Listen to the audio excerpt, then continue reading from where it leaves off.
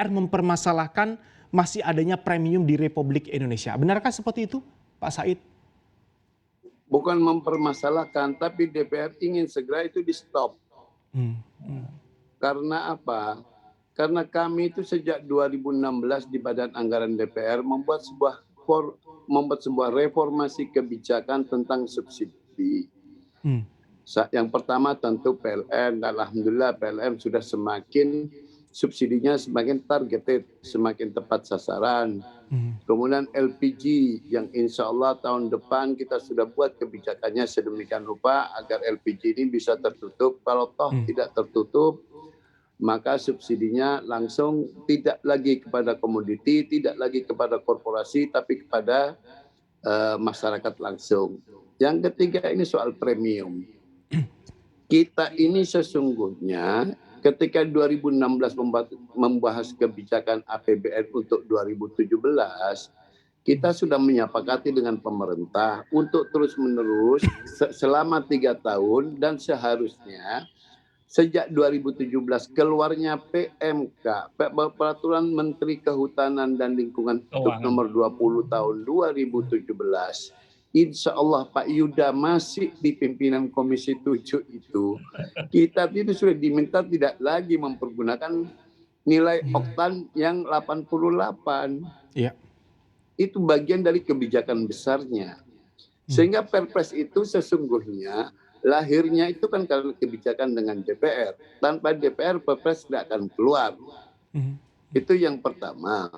Yang kedua kebijakan karena ini menyangkut masyarakat 40% masyarakat terbawah, ini kan timeline-nya harus dilihat.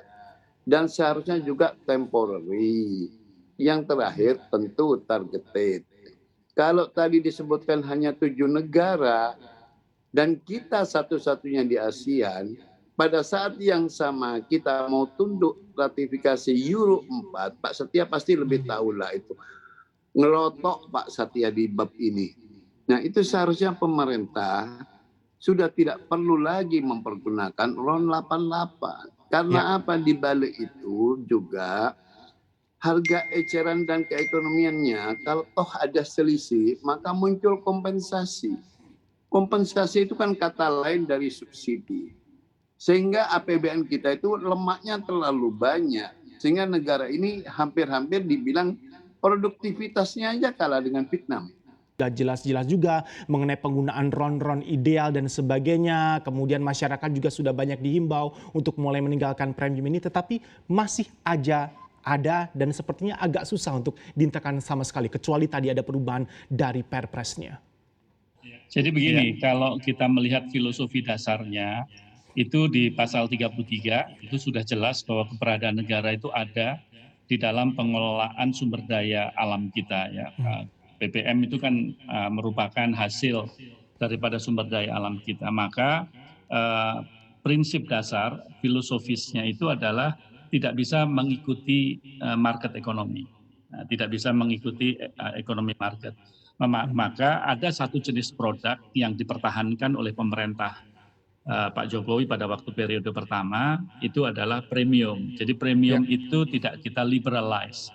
Tapi kalau kita berbicara produk Pertamina yang lain, yang di luar daripada premium yang RON 88 seperti Pertalite, Pertamax Turbo, itu ada review mengenai keekonomian, harga keekonomian. Itu dulu yang mesti harus dipahami. Nah, sehingga kenapa premium yang dalam tanda petik lebih kotor tadi dipertahankan karena harganya murah.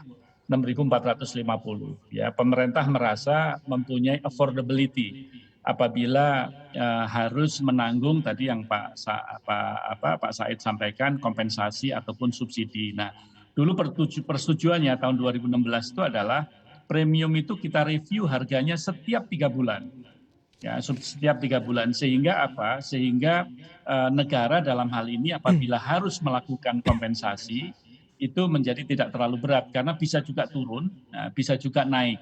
Jadi kita harus sepakati dulu bahwa di dalam semua produk Pertamina harus ada satu produk yang dilindungi untuk kepentingan masyarakat banyak. Install aplikasi kami CNBC Indonesia di Google Play Store dan App Store untuk mengikuti perkembangan terkini berita bisnis dan ekonomi.